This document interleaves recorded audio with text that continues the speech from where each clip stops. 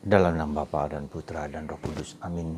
Allah Bapa di surga, kami mengucap syukur dan terima kasih bahwa Engkaulah pembebas, penyembuh segala kekurangan, dosa, kelemahan, keterbatasan, luka-luka kami di masa lalu, dan apapun juga yang membelenggu dan melumpuhkan hidup kami. Terima kasih Tuhan. Semoga kami semakin bebas merdeka di dalam menjalankan hidup kami dan bersuka cita karena Engkau sungguh baik bagi kami. Terpujilah namamu kini dan sepanjang segala masa. Amin. Saudaraku yang terkasih dalam Kristus, banyak hal dalam hidup kita seringkali sisi-sisi dalam hidup kita dilumpuhkan. Ya. Mungkin tidak keseluruhan, tetapi secara bagian-bagian tertentu. Dan kelumpuhan ini membuat kita terbelenggu, terikat, ya, entah karena dosa, terutama juga karena dosa. Ya. Jadi terutama dosa itu membelenggu kita, mengikat kita, dan membuat kita tidak bebas dan merdeka. Dan itu terungkap dalam, katakanlah secara gampangan, dalam ketujuh dosa yang kita miliki. Menjadi orang yang sombong, itu juga keterikatan, ya, terikat akan pandangan, sikap, dan seterusnya. Orang yang marah, ya ada kekecewaan, ada kemarahan. Ada orang iri, ya, terhadap benda. Kemudian juga cabul, terikat kepada suatu kenikmatan, kesenangan. Kikir juga terhadap harta benda. Juga serakah juga terhadap barang-barang duniawi. Ya. Kemalasan juga begitu. Malasan itu bukan hanya dalam hal pekerjaan, tapi dalam hidup rohani juga yang seharusnya kita lakukan, tapi tidaklah kita lakukan. Ya, kita malas, kita tidak mau. Membuat kita lebih baik, ya, lebih berkualitas, lebih dalam, lebih tumbuh menjadi manusia yang berkenan pada Allah dan sesama. Jadi kalau kita perhatikan, ya, jadi kita itu lumpuh, ya, dalam sisi-sisi kehidupan kita dengan dosa kita. Juga bisa saja karena luka batin, ya, karena kelemahan-kelemahan kita di masa lalu.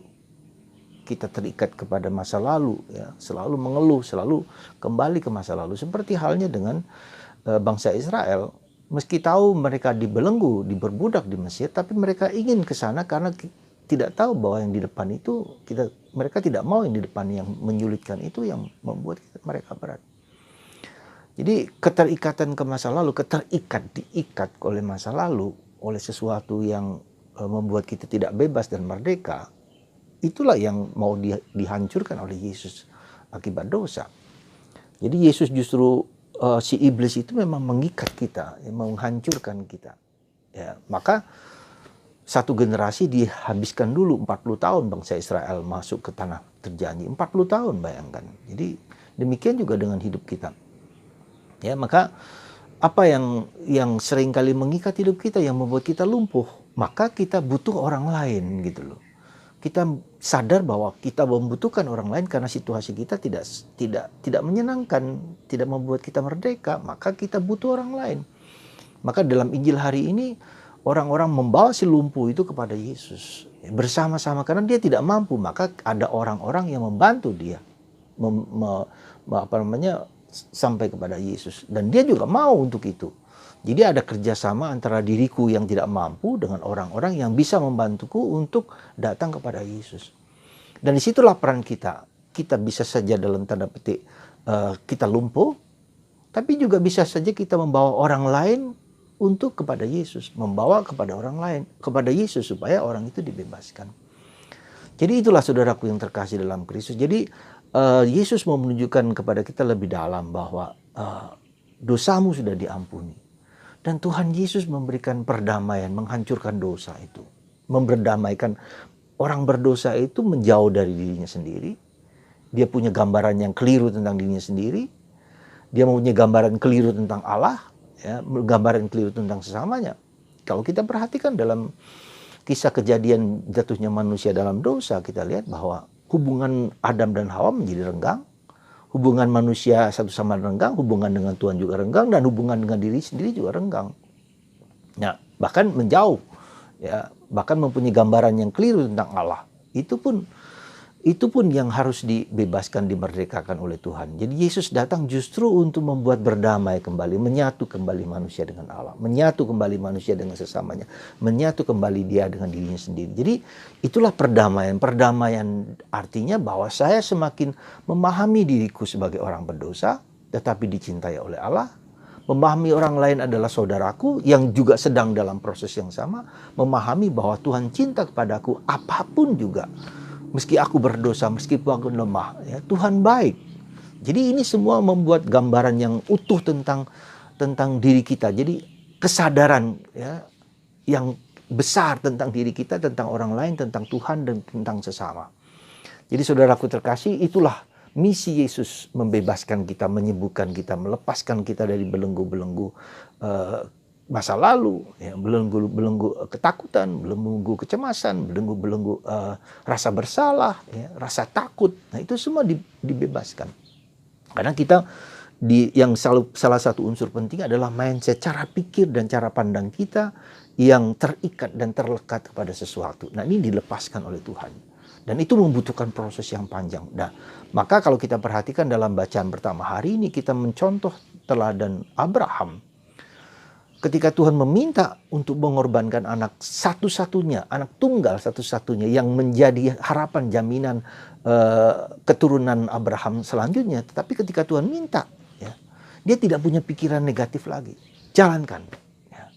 Meskipun kita tahu mungkin dia berjuang bergulat, bagaimana mungkin, ya, anak yang menjadi harapan masa depan di usia tuanya harus dikorbankan. Tapi dia tidak mempunyai pikiran yang negatif, yang jelek. Dan itulah, ya, ketika orang, dalam tanda petik orang yang suci, orang yang bersih, hanya mau menjalankan kehendak Tuhan. Tidak punya pikiran-pikiran yang negatif, pikiran-pikiran yang jelek, pikiran-pikiran yang kotor. Maka Yesus menegur orang Yahudi yang, kenapa engkau hanya memikirkan hal-hal yang jahat? Ketika aku mau menyembuhkan orang dari sakit, ya, dosamu diampuni dan bangunlah dan bangkitlah. Jadi Yesus menantang, menghardik orang-orang itu yang berpikiran negatif, berpikiran dekonstruktif, ya, berpikiran jelek, jahat. Ya. Nah, itulah orang yang demikian, ada banyak hal dosa, ya, kelemahan dalam dirinya, cara pikir, cara pandangnya yang sesat. Nah, dari terkasih, maka bagaimana kita bisa dilepaskan dari ketersesatan, keterlekatan pikiran dan dosa segala macam? Kita dekat pada Yesus. Mohonlah kepada Yesus. Kita tahu sadar akan situasi kita yang demikian dan kita datang kepada Yesus. Mohon pengampunan. Jadi ada 3 hal yang harus kita selalu mohonkan. Pertama, yaitu ask for God's mercy. Mohon belas kasihan Allah. Ya. Kita ini pendosa, kita ini lemah, kita rapuh. Mohon belas kasihan Allah. Apapun juga. Entah dosaku sekarang, atau dosa masa laluku, entah siapapun, dosa-dosa hidupku, kelemahanku, keterbatasanku, ya, kerapuhanku. Ya, jadi ini mengandaikan bahwa kita, siapakah kita itu. Ask for God's mercy. Dengan situasi sekarang ini, ya, kita tidak perlu menyalahkan siapapun. Ya. Dan dengan keluarga kita, anggota keluarga kita yang mungkin meninggal karena COVID dan seterusnya, teman-teman kita yang sangat mengerikan, ya, dalam tanda petik. Maka God's mercy, ask God's mercy, be merciful for others. Jadi kita juga harus belajar memahami, mengerti, memahami, menerima orang lain apa adanya. Karena aku demikian, manusiaku demikian, diriku demikian, saya pun mengalami, mengampuni, memaafkan orang-orang, mengerti orang lain juga. Ya, memberikan seperti teman-teman yang orang lumpuh itu, membawa berbelas kasihan, membawa dia dibebaskan dari situasi. Kita juga membantu orang dibebaskan dari segala macam belenggu-belenggu kedosaan. Dan yang ketiga adalah completely trust to God. Percayalah kepada Tuhan. Apapun juga, Tuhan tidak pernah berbuat jahat, tidak pernah mempunyai pikiran-pikiran negatif, ya, tentang kita. Dia pikirannya hanya satu, menyelamatkan jiwa-jiwa, menyelamatkan kita semua. Dan itulah pikiran, kehendak, dan niat hati Allah yang paling dalam. Dia tidak ingin satu orang manusia pun celaka. Dia tidak ingin satu orang manusia pun binasa. Dan itulah hati Allah. Jadi ketika kita punya pikiran-pikiran yang negatif, kita serahkan kepada Tuhan. Bahkan dengan COVID ini mungkin dalam tanda petik secara tidak sadar kita beranggapan bahwa Tuhan melakukan hal yang sungguh luar biasa bagi kita. Ya, meskipun mungkin tidak kita ucapkan. Tapi sekali lagi kita hanya bisa ask God's mercy.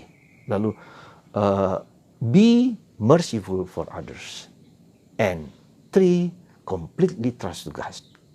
Percayalah, persembahkan hidupku, diriku, dosaku, kelemahanku, terbatasanku dalam hati Yesus yang Maha Kudus. Tuhan berbelas kasih. Tuhan mencintai kita. Tuhan menyayangi kita. Semoga kita sadar akan siapa kita itu. Diselamatkan, ditebuskan, disembuhkan, dibebaskan dari berbagai macam keterikatan-keterikatan, apapun bentuknya. Semoga kita semua semakin menyerah kepada Tuhan. Karena dosa itulah membuat kita tidak berani dan takut untuk menyerahkan seluruh diri kita kepada Tuhan. Dan itulah menimbulkan kecemasan. Tuhan memberkati kita semua dalam nama Bapa dan Putra dan Roh Kudus. Amin.